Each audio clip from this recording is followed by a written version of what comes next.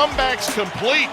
The 76ers, down 3-1, have come all the way back to beat the Boston Celtics. I'm so proud, and it was my favorite year of my basketball career. There's just been a lot of stuff, that I've been hearing just going on with the Boston organization, with JB. I talked to Jaylen Monday a little bit. Nothing but positive. He has not expressed those frustrations to me. Jaylen Brown voiced his frustrations after the Celtics' historic collapse of the 76ers in round one in a live stream where he criticized everything, officials, Sixers center Joel Embiid, and he created some speculation about his feelings towards his franchise. That was Sunday. The former MVP hopped back online yesterday to clear the air about his feelings towards Boston and his long-term goals within the organization. I hate that Brad even had to respond to this. Like I said, me and Brad had a great relationship, and I can play in Boston for the next 10 years. I love Boston.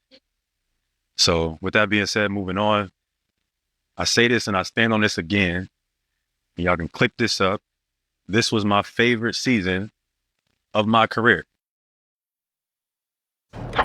So he doubles down on the part that has some people wondering, you won a championship before, but this is your favorite season. Perk, I want to go to you first on this. You heard Tracy McGrady in the sound that we played there in the comments that he said about some of the tension. Is the drama surrounding Jaylen Brown and the Celtics something, or is it a big nothing? Oh, it's everything. It's everything. First of all, my advice to Jaylen Brown is to go on vacation, bro. Go on vacation. Quit doubling down because you're making matters worse. That's the first thing. Second thing is, let me tell you why it's everything. Because, one, T-Mac and Jaylen Brown have a personal relationship.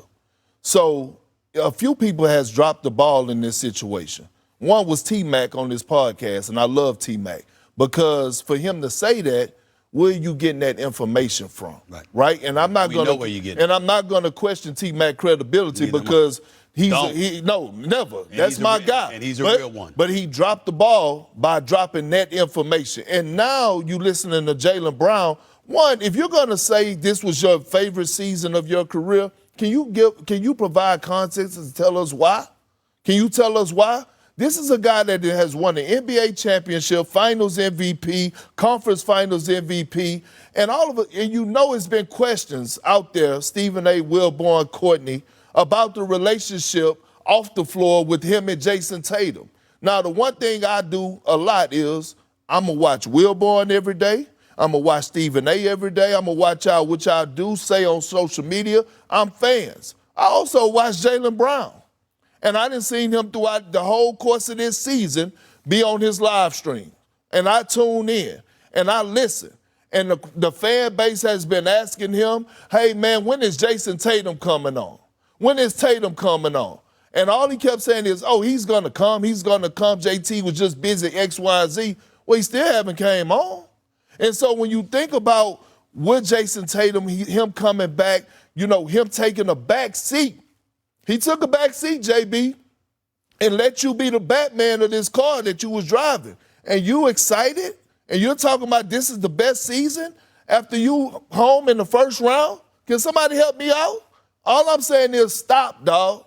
At this point, stop. And you're probably going to get another fine. The NBA fined you $50,000 for your first comments, and then you somewhat double down again yesterday on your live stream about a question officiating again. Stop. Every time you speak, you're only making matters worse, period. Amen to everything Perk just said. Stephen A., there's no really, look, Jaylen Brown is a smart guy. He's a very sensitive guy, which I think is how he gets into some of these situations, or at least our perception of the situation. He's proud. He's outspoken. All of those things can add up to not just smoke, but fire. They can. And by the way, he doesn't have to be questioning Brad Stevens in any way to wind up being dealt. This is a league of people, of stars who are dealt. If you can deal Wilt, you can deal anybody. Kevin Durant's been on 5, 6 teams? How many teams Harden been on?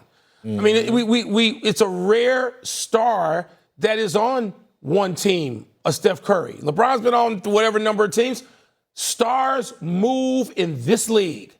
Am I going to be surprised no matter what is said on the record if Jaylen Brown is to move? No. If I was another team, and I love Jaylen Brown, okay?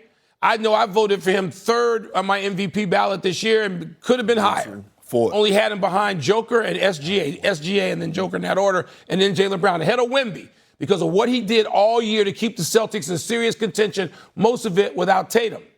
If I'm another team looking to get better right now, I am calling the Celtics, and I'm ready to make an offer. And yes, the Milwaukee Bucks ought to be one of them. It's not saying the Celtics have to say yes. Okay. But I'm listening. Am I going to pay Tatum and Brown $600 million between the two of them over these coming years? Am I definitely going to do that? Or am I going to look to shake things up in a different way and have a roster which might not have this? If I'm another team that's a contender, I'm calling the Celtics. I'm going to make them tell me no. All right. Let's stick with the subject at hand, though, because it's Jaylen Brown as it pertains to this relationship with Jason Tatum. Based off of what he said, this is his favorite year. You got knocked out in the first round. The Boston Celtics, one of the top two most storied franchises, if not the most storied franchise in the history of basketball annals, lost a 3-1 lead for the first time in its history, in its postseason history.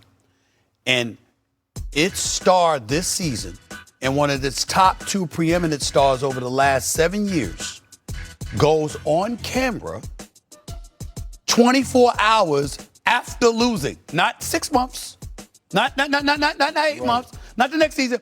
24 hours after losing a 3-1 lead, and says this is his favorite. Was his favorite year. 3 games at home. 3 games at home.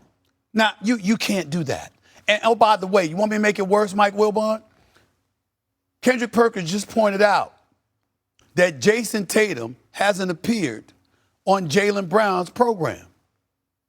You know where Jason Tatum was? Right here on First Take. Jason Tatum. So in other words, Jaylen Brown, Jason Tatum showed up on First Take before he showed up on your damn show. How? And then this is stuff that just flying over your head? You think nobody notices that hasn't happened? You're saying it's the year that Jason Tatum was down with an Achilles tear is your favorite year? Yeah.